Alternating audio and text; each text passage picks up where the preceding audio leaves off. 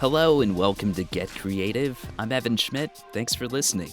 My guest today is David Reimherr. He is the founder of Magnificent Marketing, based in Austin, Texas. Hey David, thanks for coming on the show today. So tell us a little bit about yourself. For the marketing standpoint, I guess I'll just tell you my brief story here. I guess it kind of got into the marketing field through the sales avenue. Back when I was in college, I was in advertising sales rep for a college entertainment magazine, 20 years ago. So lots of phone calls and in-person meetings and, doing it that way, pounding the pavement. But I really cut my teeth as far as just, becoming, mini professional, I guess, at that time, and really got into sales heavy. And that one job ended up leading to the owner of that publishing company started a commercial printing company.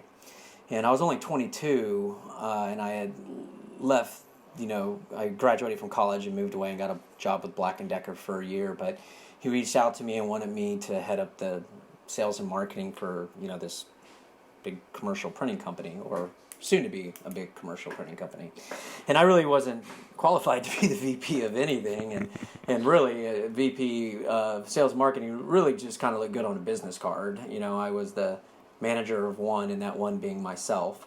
But I, learned from the School of Hard Knocks and, created our own sales systems and ended up growing that company to a pretty nice level. And then after about 8 or 9 years, I kind of started hitting a wall as far as how far, one person sales team could take this.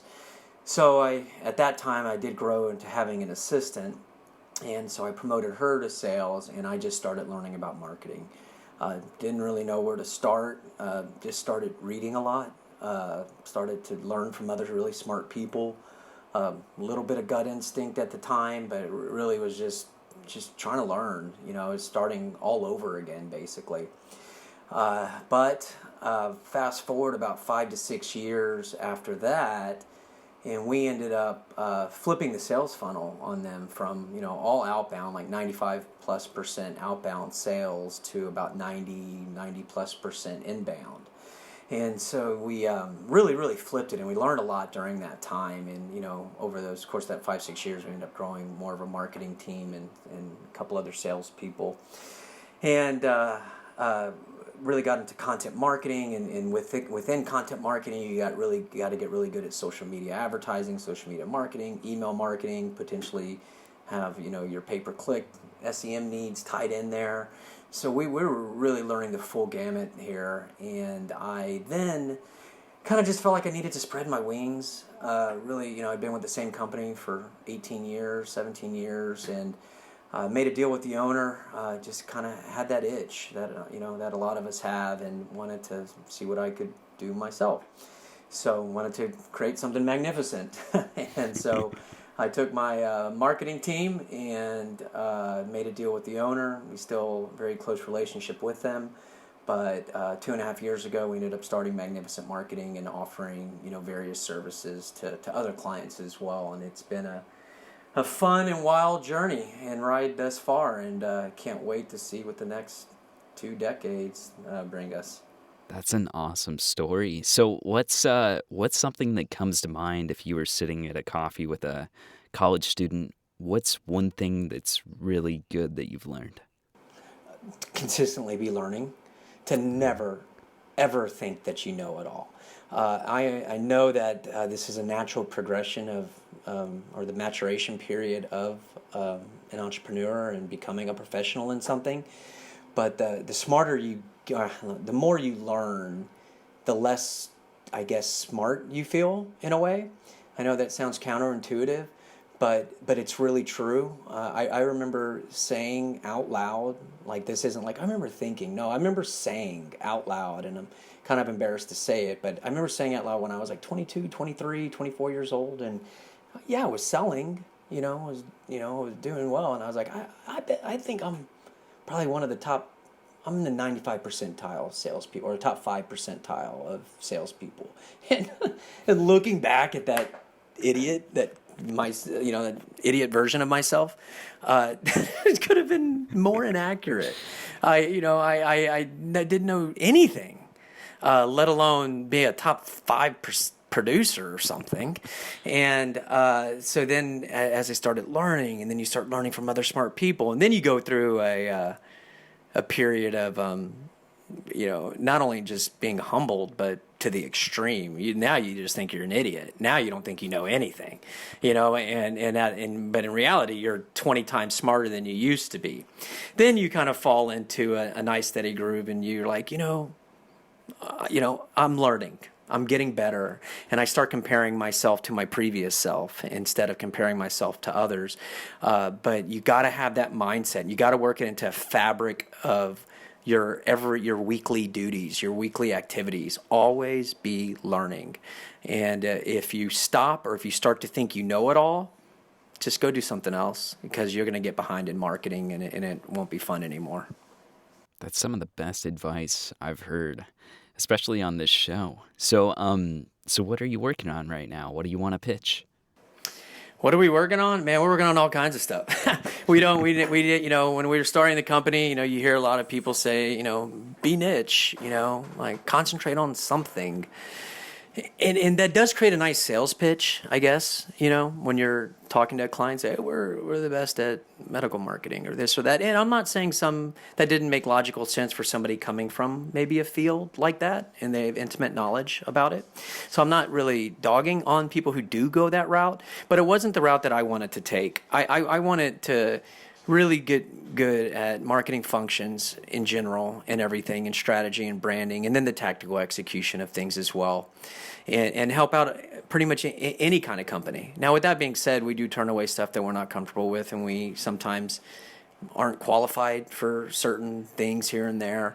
But in general, though, we're a full service digital marketing agency, and we work across B2B, B2C, straight e-commerce sales, full service content marketing plan. So we're working on lots of things.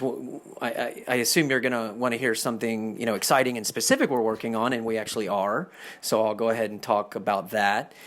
We recently were chosen to be the agency of choice to execute these campaigns that are derived from a data collector that is able to ping people who go into brick and mortar locations. For instance, everybody who's gone to a car dealership, in the country or in a specific area over a period of time, we're able to collect the who those people are, those mobile IDs of those people, and then run campaigns directly to them.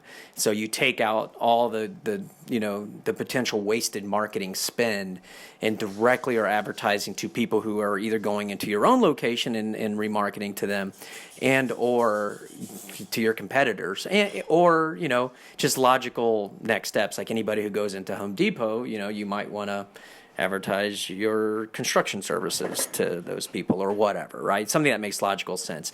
And I know it sounds a little creepy, I get it, but the days of that, I think people are getting used to. And really, truth be told, as far as privacy goes, you ask one person, do you want privacy? They say yes. Then you ask them a second question, say, well, do you want to get ad served for things that you like, or you don't have any association or clue about? Well, of course I want to see things that I like. Well, then you don't want privacy. So, if you ask those questions back to back, almost 99% of the time you're going to get those two things. Or when you do a Google search, do you want your allergies and your kids' allergies to come up, and do you want them to know you? Do you want that machine learning to understand you? Or do you want it to send something about something that's completely unrelated to you? So I know it's creepy, but if you really think about it, you want to get served stuff that's applicable to you. So that's what we're able to do with this. So it is pretty cutting edge, and there's no beacons involved. There's no hardware involved, like we've kind of heard this, which, those things really didn't prove to work too well. So this is a pretty cutting edge thing, and I feel very fortunate to be the agency that's working with this. Nice. That is some powerful, the thought of something following you, but at the same time it's also giving you something very relevant. So I agree with everything you said. So where can people find you if they want to reach out? Always feel free to email me if you'd like, just straight at david@magnificent.com. You can go to our website, which is magnificent.com, and a great way to learn from us is to either sign up for our email list, or you can follow our podcast, and that's just go to magnificent.com, click on learn, and then the drop down there is podcast, and sign up there. And we have been very fortunate and lucky and to team up and become friends with many of the top marketers in the world, and that's who we interview. So the information, if you don't think I'm smart, which is fine, we're always interviewing the best in the business. So we always have great content that we're putting out. So feel free to learn and learn along with us. And they can learn all about it in the show notes as well, in case they weren't writing things down. So, David, thank you so much for your time today and getting creative with us. You're welcome. Thank you for having me. That's it for another episode of Get Creative. You can find more information about my guest in the show notes. Be sure to subscribe so that you get the next episode in your sleep, and please give the show a review. For more information about me, go to evanschmidt.com, follow me on LinkedIn, Twitter, and Instagram, and check out my blog on YouTube where I share lessons that I've learned. Thank you for listening. Now go get creative.